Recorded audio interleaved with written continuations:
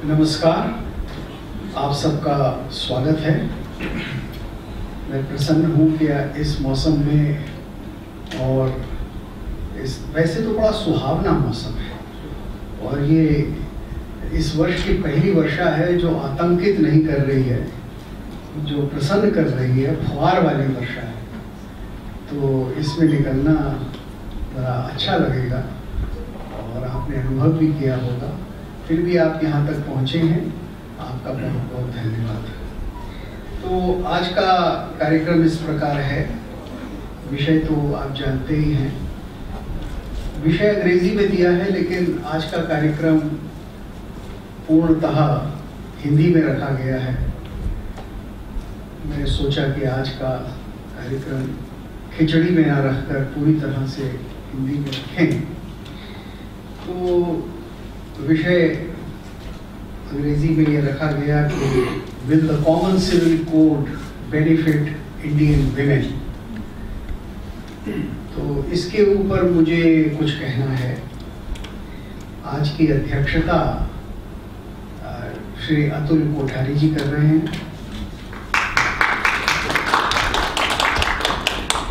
इनका मैं एक संक्षिप्त परिचय आपको देता हूं।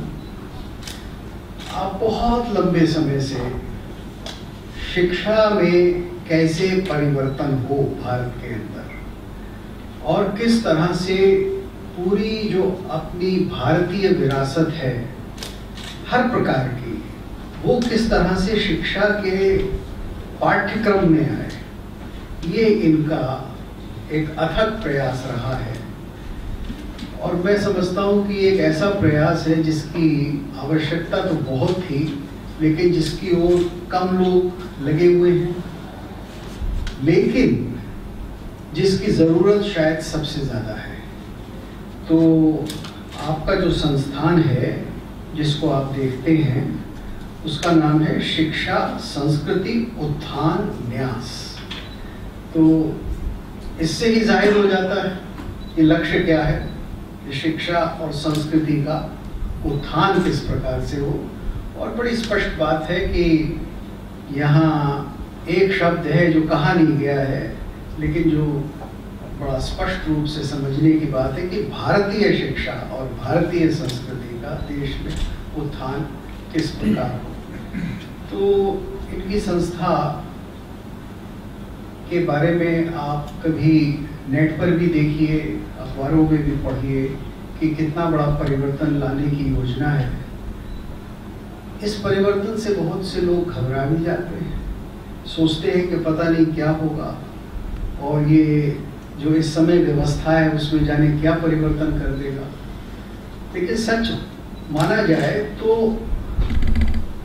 ये परिवर्तन केवल नए प्राण फूंकने का परिवर्तन है, क्योंकि ये कहीं बाहर से कुछ लाने की बात नहीं है, बल्कि जो इस देश में है, जो यहाँ का है, वही अधिक से अधिक लोगों को सुलभ कराने की बात है। एक प्रकार से यही लक्ष्य है। और मैं इस विचारधारा को बहुत समय से खुद भी रखता हूँ, इसके ऊपर चिंतन मनन भी करता हूँ, बोलबाल भी लेता हूँ, और मैं समझता हूँ कि ये इस समय देश की सबसे बड़ी जरूरत है। लेकिन आज का जो कार्यक्रम है वो इस प्रकार होगा कि मैं 20-25 मिनट आपके सामने अपनी समझ से इस विषय पर जो कहना चाहता हूँ वो कहूँगा।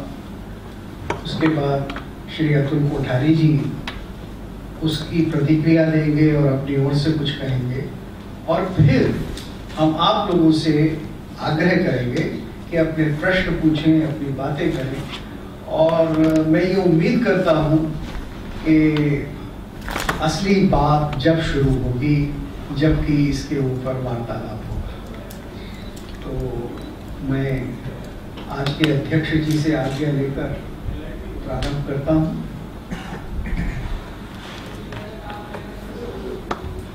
जब मैंने इस विषय के ऊपर निर्णय किया बुक्स बोलने का, तो उसका कारण बौद्धिक नहीं था और है भी नहीं। उसका कारण एक सीधा साधा अनुभव है और वो एक दुख है जो अब मैं पिछले 5-7 वर्षों से अनुभव करता हूँ और जिसने मेरे मन में एक बहुत बड़ी व्याकुलता पैदा कर दी। और मैं नहीं चाहता कि इस प्रकार की घटनाएं और इस प्रकार की परिस्थिति देश में पड़े। बड़ी स्पष्ट बात है, मैंने अपने जीवन में, मेरा जीवन कोई बहुत लंबा नहीं है लेकिन कोई बहुत छोटा भी नहीं है, मैं 70 वर्ष का हूँ। मैंने अपने जीवन में भारत में, भारतीय समाज में स्त्रियों की इतनी दुर्दशा कभी नहीं देखी। ये सच्चाई है। ये ठीक है कि बहुत से लोग कहेंगे कि देखिए ये 25 CEO हैं and these are the eminent ladies, और इतनी शिक्षा बढ़ गई, इतने डिग्री होल्डर्स हैं हमारे बीच में, यहाँ डिग्री होल्डर्स विद्यमान हैं जो अलग अलग विषयों में पारंगत हैं अपने प्रकार से। लेकिन सच्चाई ये है कि समाज में आज सुरक्षा, समाज में आदर, समाज में सम्मान, और अगर एक पुराना सा शब्द इस्तेमाल करूं तो श्रद्धा, स्त्रियों के प्रति श्रद्धा, महिलाओं के प्रति श्रद्धा, सम्मान, इसकी कमी इतनी अधिक है कि उससे वास्तव में मेरी निगाह में हमारी पूरी संस्कृति ही खतरे। और ठीक है कि हम बहुत कहते रहते हैं कि मनु ने कहा है कि नार्या पूज्यन्ते रमन्ते तत्र देवता यत्र सुनार्या पूज्यन। अब ये सब हम कहते हैं, बड़े बड़े भाषणों में कहते हैं, लेकिन समाज व्यवहार में कहाँ जा रहा है और क्या हो रहा है? तो इसके जो निदान होंगे, इसके जो सॉल्यूशंस होंगे वो बहुत प्रैक्टिकल होने आवश्यक है। और मैं ये समझता हूं कि जिन इसके निदान को हमने सोचा है और जिसमें हम लगे हैं, वो धारा भी शायद सही नहीं है। आज तक हमने इस समस्या के ऊपर जो कुछ भी सोचा है वो एक प्रकार से इम्पोर्ट है।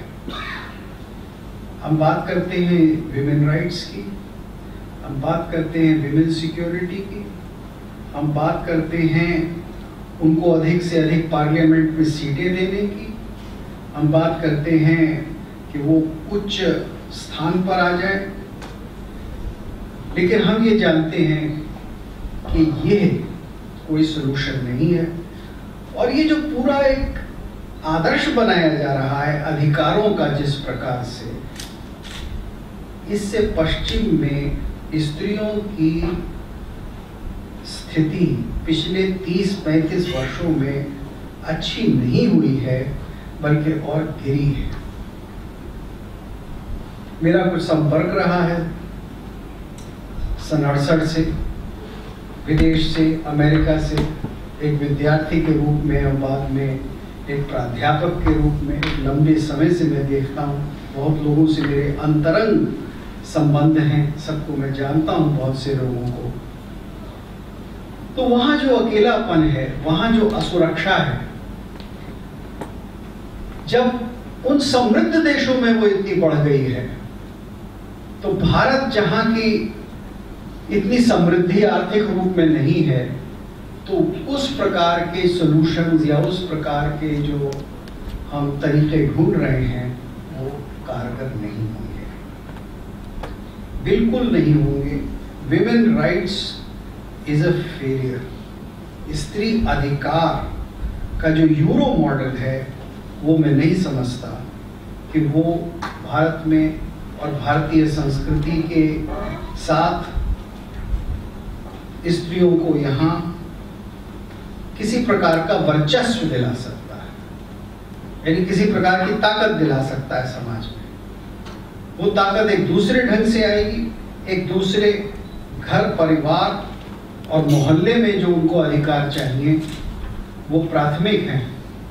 पार्लियामेंट से पहले उनको घर में अधिकार, उनको अड़ोस पड़ोस में अधिकार, मोहल्ले में अधिकार, शहर में, नगर में, गांव में, जहां वो चारों ओर हैं और समाज में हैं, 50% ऑफ द पॉपुलेशन है, वहाँ जो स्थान है। और उसके बारे में जो सोच है वो बिल्कुल नहीं हो रही।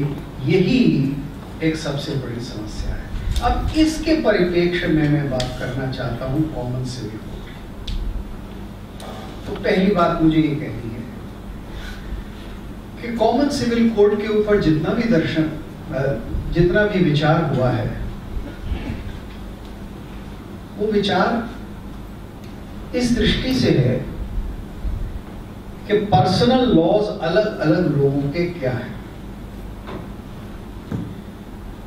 ये जो पर्सनल लॉ का हमने एक पूरा ताना बाना बुना हुआ है, और उस पर्सनल लॉ के अंतर्गत हम देख रहे हैं कि मुस्लिम पर्सनल लॉ होगा, हिंदू पर्सनल लॉ होगा, क्रिश्चियन पर्सनल लॉ होगा, और ये अगर किसी भी तरह से हटता है और कॉमन सिविल कोड आता है किसी भी तरह से, तो ये उन अधिकारों को, पर्सनल लॉ के अधिकार को खत्म करता है, एक खतरा बनता है। तो मेरा पहला प्रश्न ये है, हमारा लक्ष्य क्या है? हमारा लक्ष्य क्या समाज को सुखी करना है, उसके अंदर संघर्ष को कम करना है, या किसी प्रकार के धार्मिक विचारों की सुरक्षा करना है? जो चीज हमने 1000 साल, 2000 साल, 3000 साल, यदि अगर हम अपने स्मृति को लें और स्मृति की परंपरा को लें तो 3000 साल मान लीजिए उसे, तो केवल उसी आचार विचार की सुरक्षा करना हमारा लक्ष्य है, या एक ऐसी जिंदगी बनाना जिसमें समरसता हो, जिसमें सुरक्षा हो, जिसमें सुख हो? लक्ष्य क्या है? मैं नहीं समझता कि ये पहला प्रश्न पूछा गया है। नहीं, मैं जितने भी डिस्कशन बड़े बड़े लॉयर से और समाज के प्रबुद्ध लोगों से सुनता हूं, उनसे चर्चा करता हूं, वो इसको मैटर ऑफ कॉन्स्टिट्यूशन, संविधान के बारे में थे। एक राजनीतिक है ओवैसी साहब, वो टेलीविजन पर कहते हैं कि देखिए डायरेक्टिव प्रिंसिपल्स तो हैं, लेकिन वो तो डायरेक्टिव हैं, जरूरी थोड़ी कि आप उन्हें मानो। वो यहां तक कहते हैं, और कई बार सुना मैंने उनको, कि वो केवल एक डायरेक्शन है कि ऐसा कर सकते हैं आप, ये जरूरी नहीं है कि इसको फॉलो किया जाए। वो यहां तक कहते हैं। तो उनकी दृष्टि में तो कॉमन सिविल कोड का कोई वजूद ही नहीं होना चाहिए, पर्सनल लॉ का होना चाहिए। ये एक्यूट केस है। समय कम है, वरना मैं आपको इसके कई उदाहरण दे सकता हूं। एक चीज मैं आपके सामने रखना चाहता हूं कि ये पर्सनल लॉ कहां से आता है। The very idea of personal law, ये टोटली कॉलोनियल है। पर्सनल लॉ भारत में कहीं नहीं था। अगर आप भारत का इतिहास देखें तो पर्सनल लॉ नाम की चीज नहीं थी। एक लॉ था जिसको हम शास्त्राचार कह सकते हैं, जो प्रिस्क्राइब था, जिसके अंदर बहुत बड़ी वैरायटी थी। अगर विवाह भी भारत में थे तो मनु, जो कि आज एक बड़े आदर से देखे जाने वाले मुनि नहीं हैं, ऋषि नहीं हैं, मनु, उन्होंने भी 8 प्रकार के विवाह दिए थे, जबकि मॉडर्न हिंदू कोड भी जो है केवल 1 प्रकार का विवाह देता है। यानी जिस प्लूरैलिटी की हम बात करते हैं वो हमारे प्राचीन समाज में कहीं अधिक थी जितनी आज। खैर, वो एक अलग विषय है। भारत में एक आचार विचार रहा जिसको सबने माना, जिसको बौद्धों ने माना, जिसको जैनों ने माना। जब सिख आए तो सिखों ने माना, उससे पहले जितने संप्रदाय हुए उन सब ने माना। पर्सनल लॉ नहीं था। किसी एक संप्रदाय के लिए पर्सनल लॉ नहीं था। अगर था तो मुझे दिखाएं। मैंने बड़े बड़े इंटरनेशनल फोरम में, इंडोलॉजी की कॉन्फ्रेंसेस में विद्वानों से पूछा है कि भाई मुझे बुद्धिस्ट लॉ दिखा दो regarding marriage, and how is it different from let us से द वैष्णव लॉ और द शैव लॉ, कि शैव ऐसे शादी करेंगे और बुद्धिस्ट ऐसे शादी करेंगे। नहीं मिलेगा, कोई उत्तर नहीं मिलेगा, कोई ग्रंथ नहीं मिलेगा। कई स्मृतियां लिखी गई, उसमें जगह जगह कैसे विवाह होने हैं, कैसे आचार होना है, कैसे प्रॉपर्टी का देय अधिकार होगा, कैसे वो आगे दिया जाएगा, ये सब कुछ दिया है। और इसके साथ साथ एक लोकाचार की परंपरा भारत में रही कि यहां इस इलाके में ये परंपरा है। जैसे हिमाचल में परंपरा थी कि एक स्त्री के 4 पति हो सकते या 6 हो सकते, जो कि महाभारत में जिसका हमें उदाहरण द्रौपदी में मिलता है। तो ये जो लोकाचार था ये भारत में अलग अलग जगह जगह था, लेकिन ये personal law specific to a religion नहीं था। ये समझने की बात है। थियोलॉजी से जुड़ा हुआ,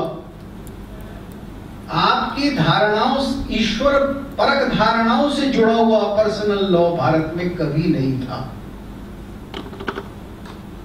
अगर आप इसका सबका एनालिसिस करेंगे तो ये चीजें स्पष्ट होंगी आपके सामने। और ये मैं अपनी ओर से बनाकर नहीं कह रहा, ये तो सब टेक्सचुअल है। ये सारी की सारा प्रमाण जो है ये पूरा ग्रंथों में विद्यमान है, इतिहास में विद्यमान है। ये एक देश में होता था, एक काल में होता था। जैसे तमिलनाडु में आप मामा से लड़की का विवाह कर सकते हैं।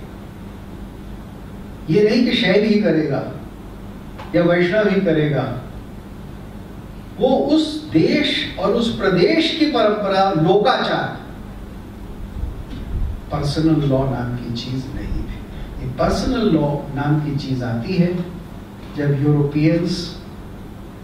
यूरोप के लोग दूसरे देशों पर अधिकार करते हैं, उनके धर्म विषयक धारणाओं को लिख लेते हैं, उसकी एक नई संहिता बना देते हैं और फिर कहते हैं कि ये है तुम्हारा पर्सनल लॉ और अब आप इसको फॉलो करेंगे। इस्लामिक पीरियड में भी ऐसा नहीं हुआ, ये ब्रिटिश पीरियड में हुआ। और सन 35 के बाद से कांग्रेस के नेताओं ने इसको मान लिया।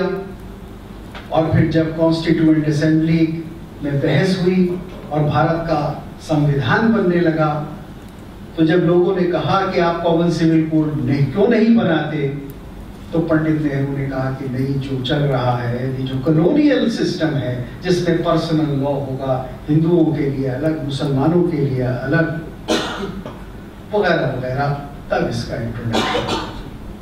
तो देखिए, ये पर्सनल लॉ जिसको कॉमन सिविल कोड आज इतना हमें थ्रेटन करता हुआ लगता है,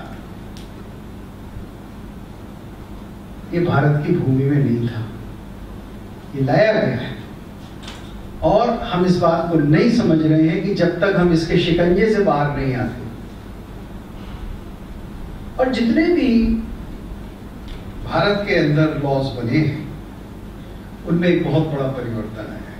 अब मैं आपसे एक सीधे सीधे 2-4 सवाल पूछना चाहता हूं। आज जो हिंदू कोड बिल है वो कितना हिंदू है और कितना क्रिश्चियन है? आप खुद सोचिए। 80% या 99% क्रिश्चियन लॉ है वो। एक पत्नी रखना ये तो भारत में कभी लॉ नहीं था साहब। लेकिन भारतवर्ष के विचारधारा में एक बहुत बड़ा परिवर्तन आया, जबकि ये सामाजिक तौर पर मान लिया गया कि एक पत्नी व्रत श्रेष्ठ है। मनु चाहे आपको कई पत्नियों का अधिकार देते हैं, और हमारे जितने अवतार थे उनकी अनेक पत्नियां थी, लेकिन राम को हमने आदर्श बनाकर मोनोगमी को स्वीकार कर लिया। और ये सब आप लोग जानते हैं कि मोनोगमी तो क्रिश्चियनिटी के साथ संसार में प्रकट हुई है। इससे पहले तो कहीं मोनोगमी थी, ना अफ्रीका में थी, ना ऑस्ट्रेलिया में थी, ना ग्रीस में थी, ना रोम में थी, ना लॉ में थी, ना व्यवहार में थी। मोनोगमी नाम की चीज होती नहीं थी। हाँ, ग्रीस में एक ऑफिशियल पत्नी होती थी, लेकिन आप अनऑफिशियल पत्नियां भी 2, 3, 4 रख सकते थे। और ये परिस्थिति भारत में भी थी, हिंदू समाज में तथाकथित, जिसको आज हम हिंदू व्याख्या दे रहे हैं, उसमें भी थी। तो कितना बड़ा परिवर्तन हुआ। अब ये परिवर्तन कैसे हो गया? ये अंदर से, भीतर से ये परिवर्तन कैसे हो गया? ये परिवर्तन, एक जवाब तो ये होगा कि ये वेस्टर्न रिफॉर्म है साहब, हमने क्रिश्चियन आइडिया को ले लिया। लेकिन मैं आपको बताऊं कि ये भी सच नहीं है। ये इसलिए हो गया कि भारत के अंदर एक सिद्धांत रहा है कि आचार जो है, कानून जो है, वो हमेशा और हर समय एक नहीं रहता। स्मृति जो है वो बदलती रहती है। स्मृति सत्य पर आधारित होती है, वो श्रुति का अनुकरण करती है, लेकिन वो परिवर्तनशील होती है। तो कयामत तक पत्थर में लिखा हुआ लॉ ऑफ मोसेस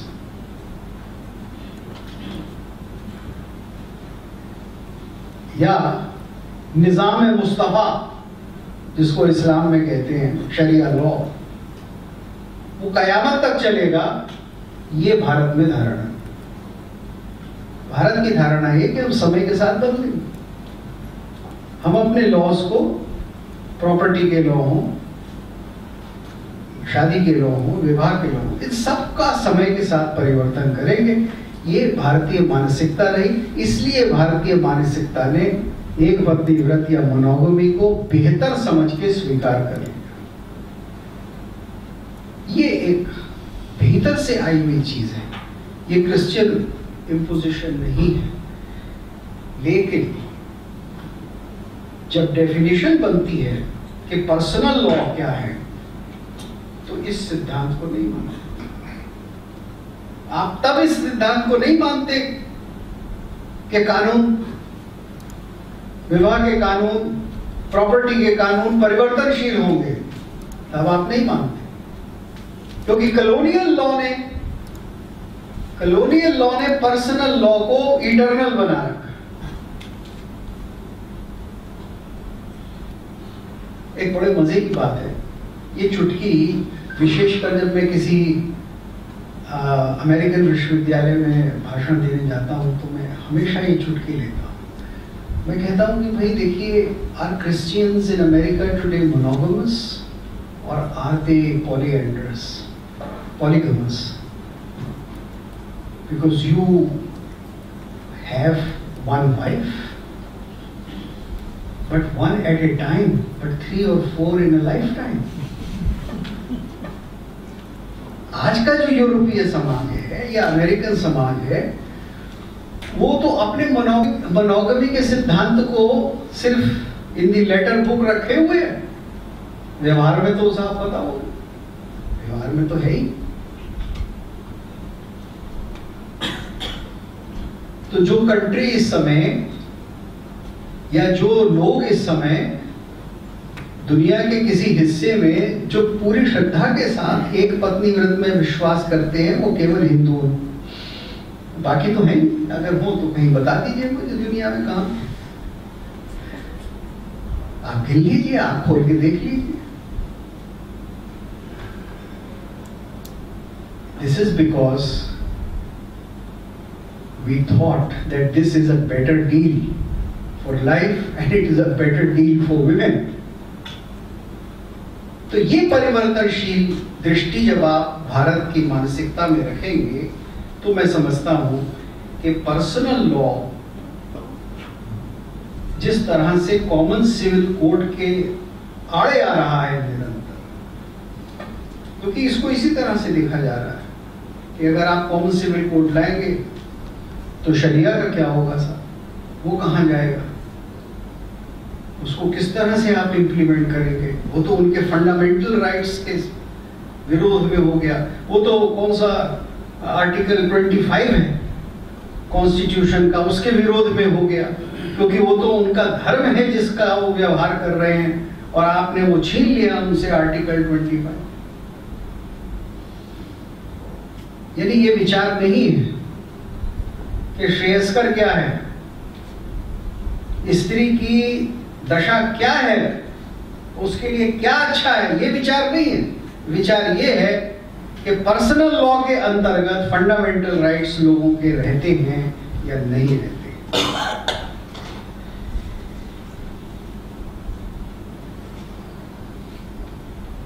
आज बहुत सारी समस्याएं और बहुत सारी चीजें हमारे सामने हैं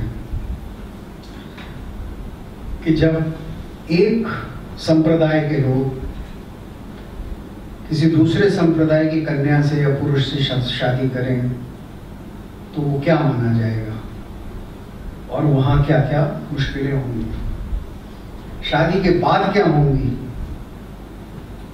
और आप जानते हैं, मैं उस विषय पे नहीं जाना चाहता। यद्यपि आज भी बड़ा सिंपल कानून है भारत में, स्पेशल मैरिज एक्ट है। आज भी भारत का संसद ये कह सकता है कि अगर किसी मुसलमान लड़के को हिंदू लड़की से शादी करनी है तो स्पेशल मैरिज एक्ट में कर ले।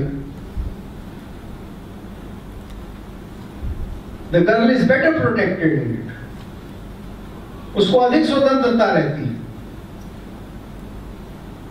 लेकिन हम उस दृष्टि से सोच ही नहीं रहे। हम ये सोच ही नहीं रहे हैं कि महिलाओं को कहां अधिक सुविधा मिलती है और कहां अधिक सुरक्षा है। हम तो केवल ये सोच रहे हैं कि जो एक धार्मिक आचरण चला आ रहा है वो किस तरह से प्रोटेक्ट हो। ये मानसिकता जब तक हम नहीं छोड़ते। कॉमन सिविल कोड का अर्थ ये नहीं है कि वो हिंदू लॉ हो जाएगा। पहली बात तो मैंने आपके सामने रख दी कि 19वीं शताब्दी में जो हिंदू लॉ था वो तो कभी का परिवर्तित हो गया। और हिंदू समाज जो है आज प्रॉपर्टी के अंदर भी पूरी तरह से स्त्रियों के देह और अधिकार को मान चुका है। तो आधुनिकता की दृष्टि से और आधुनिक समाज में जीने की दृष्टि से जब आप देखेंगे तो आपके मानदंड दूसरे होंगे। आपके मानदंड ये नहीं होंगे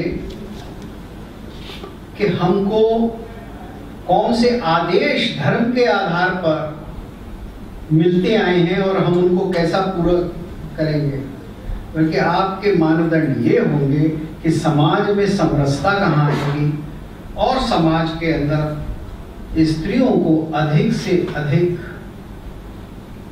सज्जा, शिक्षा और सुरक्षा कैसे मिले। देखिए ये तीन चीजें, सज्जा,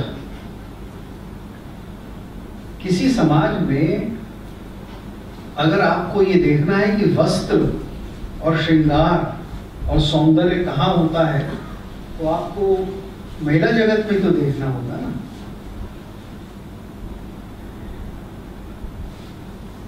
उसके बिना तो संभव नहीं, साहित्य संभव नहीं है, संगीत संभव नहीं है। नाट्यशास्त्र में एक कथा आती है कि ब्रह्मा ने कहा कि चलो नाटक खेलेंगे, लेकिन वो नाटक फिसड्डी हो गया। जब उसमें स्त्रियां आई, जब उसमें अप्सराएं आई, तब वो नाटक सक्सेसफुल हो। तो एक बड़ी स्पष्ट बात है कि जब सज्जा होगी, स्त्रियों को सज्जा का मतलब अमर्यादा नहीं है। देखिए मैं बिल्कुल नहीं कह रहा, लेकिन उनको स्वतंत्रता होगी, उनकी अपनी प्रतिभा के अनुसार जीने का अधिकार होगा और उनको शिक्षा होगी और उनको सुरक्षा होगी। तब हम असली कॉमन सिविल कोड का विकास कर पाएंगे। और वही शुरुआत है। मैं समझता हूं कि जब तक ऐसा नहीं होता है तब तक